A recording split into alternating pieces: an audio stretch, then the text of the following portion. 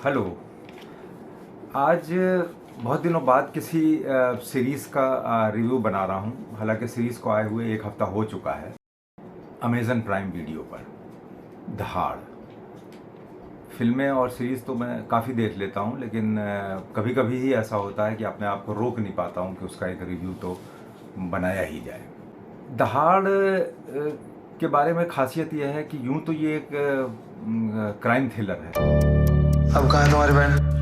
Crime thriller बहुत से आते हैं और उसमें सस्पेंस और बहुत सी चीज़ें होती हैं कि आपको जो कि एक्चुअली में थ्रिल पैदा करती हैं। सस्पेंस भी होता है, बहुत कुछ होता है। लेकिन ऐसा क्राइम थ्रिलर जिसमें समाज की कुछ समस्याएं भी शामिल हों, ऐसा बहुत कम देखने को मिलता है। सारी छोरियों के गायब होने के हालात एक जैसे, लाइफ में आदमी एक जैसा। और एक जुमला, एक कहावत होती है कि silence is better than words. का केस और कृष्णा का केस डिट्टो एक जैसा लग रहा है। दहाड़ में भी आपको कहीं कोई दहाड़ नहीं मिलेगी। कोई भी अधिकारी, कोई भी क्रिमिनल, कहीं भी कुछ ऐसा नहीं मिलेगा जैसा कि इसका नाम है, लेकिन इसका मैसेज जो है वो ज़रूर दहाड़ जैसा है। तो आइए इसके बारे में फटाफट थोड़ी सी बात करते हैं।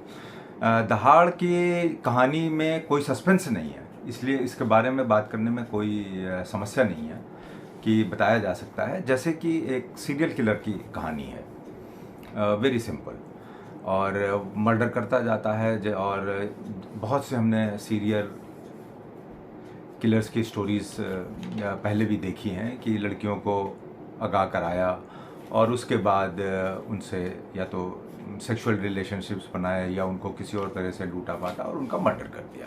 इस तरीके के तो वास्तव में भी बहुत सी घटनाएं हमारी जानकारी में हम लोगों के हैं। और सारे के सारे नंबर छोरियों के नाम। जो उसके ऊपर कहानियाँ भी बनी हैं।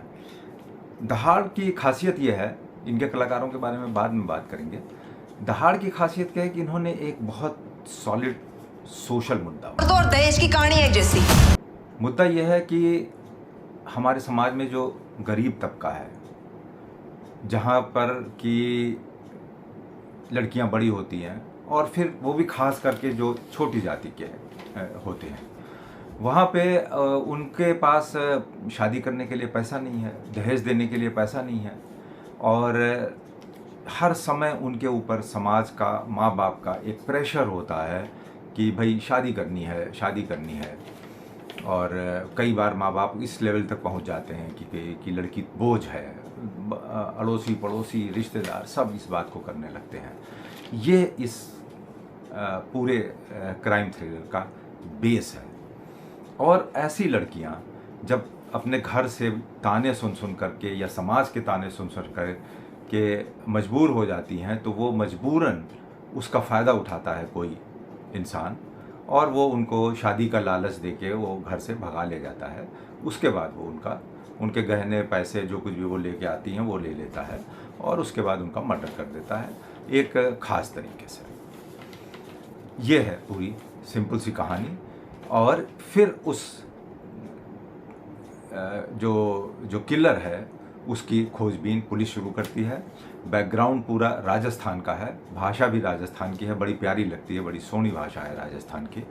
और जो ज़बरदस्त काम किया है इसमें, पूरी स्टोरी जो है वो पूरा जो थ्रिलर है वो सोनाक्षी सिन्हा के ऊपर बेस्ड है। वो एक सब इंस्पेक्टर बनी है।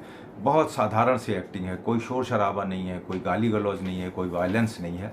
हालांकि ऐसे सीरीज़ में कहीं कहीं थोड़ा ढका छुपा हुआ सा सेक्सुअल सीन या वायलेंस हो ही जाते हैं, कोई गाली गलौज भी नहीं है। एक क्राइम थ्रिलर बिना गाली गलौज के बनाना एक उन्हें तो किसी राक्षस का अवतार लागे है। क्रेडिट की बात है। तो कहानी का जो दूसरा पार्ट है, ये मैंने इसका जो सस्पेंस पार्ट, वो जो क्राइम पार्ट है वो बताया कि कैसे होता है।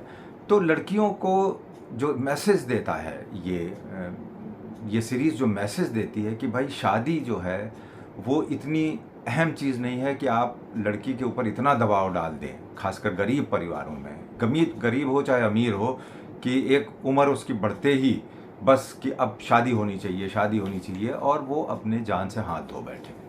या किसी और चंगुल में फंस जाए, और ऐसी घटनाएं बहुत ज़्यादा होती भी हैं। हम धर्म परिवर्तन के किस्से भी इसी सब चीज़ों में सुनते रहते हैं कि जब लड़की अपने अपनों से तंग आ जाती है तो वो कैसे घर से भागती है। ये इसका पूरा आधार है। 3 सब इंस्पेक्टर हैं, 2 सब इंस्पेक्टर और 1 स्टेशन इंचार्ज, जिनके सुपुर्द ये पूरी घटना का इन्वेस्टिगेशन दिया जाता है। सोनाक्षी एक सब इंस्पेक्टर बनी है, ज़बरदस्त उन्होंने काम किया है। सोनम शाह, जिनको हम पहले भी कई सीरियल में देख चुके हैं, महारानी में इनका बहुत ख़ास तरीके का किरदार हम लोगों ने देखा है, और वो एक सब इंस्पेक्टर बने हैं। और जो स्टेशन इंचार्ज हैं वो गुलशन देवैया, इनको भी हमने कई हिंदी फिल्मों में और सीरीज़ में छोटे मोटे रोल्स में देखा है, इनकी पहचान भी बनी हुई। इन तीनों की कहानी भी बहुत अच्छी और बहुत स्क्रिप्टिंग की गई, अच्छी स्क्रिप्ट से की गई है। तीनों के परिवार दिखाए गए हैं, उनमें भी कहीं ना कहीं छोटे छोटे सोशल मुद्दे उठाए गए हैं। जो गुलशन देवैया का जो रोल है, देवीलाल सिंह इनका नाम है फिल्म में, इनका परिवार है छोटा सा, इनकी पत्नी है, ये ऑफिस में काम करते हैं। ये भी एक बहुत आराम से इस मुद्दे को उठाया गया है, और ये क्योंकि सब इंस्पेक्टर सोनाक्षी सिन्हा के साथ करते हैं तो इनकी पत्नी हर समय इनके ऊपर शक करती रहती है। ये ड्यूटी कर रहे हैं, अपनी ईमानदारी से ड्यूटी कर रहे हैं, लेकिन वो घर में बैठे बैठे कुछ क्लेश करती रहती है। ये एक बहुत छोटा सा सामाजिक मुद्दा यहाँ पर उठाया है इस सीरीज़ में। और दूसरा है कि ये जो हमारे SHO साहब हैं, ये बड़े खुले दिमाग के हैं। इनकी बेटी बाहर पढ़ने जाना चाहती है, कोई कंपटीशन देना चाहती है, मगर उनकी पत्नी बिल्कुल ज़िद पड़ी रहती है कि नहीं, हम बेटी को बाहर नहीं भेजेंगे। इस मुद्दे को बड़े आराम से धीरे धीरे एक क्वेश्चन मार्क लगा करके इसमें छोड़ा गया है। दूसरे हमारे जो सोनम शाह साहब सब इंस्पेक्टर हैं, उनका भी परिवार दिखाया गया है। बीच बीच में बड़ी अच्छी कहानी उनकी भी साइड में छोटी छोटी सी चलती रहती है। वो परिवार को बढ़ाने से बहुत घबराते हैं, वो बच्चा नहीं चाहते हैं, उनकी पत्नी चाहती हैं, उनके ससुराल वाले, उनके माँ बाप सब चाहते हैं। लेकिन ये भी एक ह्यूमन मानसिकता दिखाई गई है जो हमारे समाज में है, कि जो आज कपल्स या कोई उन 2 पेरेंट्स में से कोई एक बच्चा पैदा करने से डरते हैं, इस इशू को भी उठाया गया है। तो ये पूरा क्राइम थ्रिलर न होकर के एक सामाजिक इश्यूज़ के ऊपर भी थ्रिलर है। सोनाक्षी का किरदार बहुत अच्छा है। उसके लिए ड्यूटी सर्वोपरि है। शादी, ब्याह, सेक्सुअल कॉन्टैक्ट्स, बॉयफ्रेंड्स, ये सब साइड में चलते रहते हैं।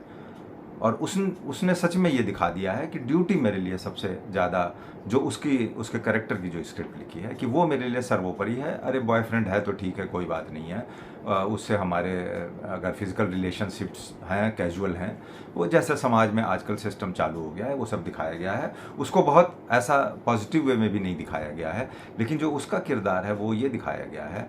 और जो सबसे 8 एपिसोड की ये सीरीज़ है, एक एपिसोड लगभग 1 घंटे का है, तो आपको कम से कम 8 घंटे चाहिए इसको देखने के लिए। और लगातार आपको 1-2 दिन में इसको आप ख़त्म करने के लिए मजबूर हो जाएंगे, क्योंकि इतना इंटरेस्टिंग और इतना थ्रिल पैदा करती है ये सीरीज़ कि आप उसको छोड़ नहीं पाएंगे जब एक एपिसोड ख़त्म होगा। और इन सारे एपिसोड में जो 6ठा या 7वां एपिसोड है, उसमें कहीं पर जो एक शॉट जो है, अगर हो सकेगा तो मैं इसमें डालने की कोशिश करता हूँ, वो that is the masterpiece shot, जो मेरे हिसाब से the best of the episodes है। इसकी माँ सोनाक्षी की उसके पीछे पड़ी रहती है कि शादी कर लो, शादी कर लो, और वो कहती रहती है कि माँ, मैं ड्यूटी है मेरे ऊपर ये केस चल रहा है। मतलब वो उसका रोल ही ऐसा है कि भाई ड्यूटी मुझे करना है, और वो शादी में इंटरेस्टेड नहीं है। वो मना करती रहती है कि मुझको शादी नहीं करनी है, और माँ उसके पीछे पड़ी रहती है। एक दिन माँ उसके थाने में पहुँच जाती है कि भाई तुम्हें शादी करनी है कि नहीं, तो वो जो है वो घर पे माँ को लेके आती है, कहती है हाँ बताओ क्या करना है। माँ कहती है ये फ़ोटो देख लो भाई, ये लड़का देखा है तुम्हारे लिए, अच्छा है, क्या खराबी है, कर लो शादी।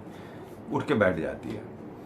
माँ से कहती है कि मैं तुमको 25 फ़ोटोएँ और दिखाती हूँ, और वो उनके सामने उन 25 लड़कियों की फ़ोटो डाल देती है, फेंक देती है, जो मर्डर की हुई। उसके पास सारा रिकॉर्ड होता है कि 25 लाशें पड़ी हुई हैं।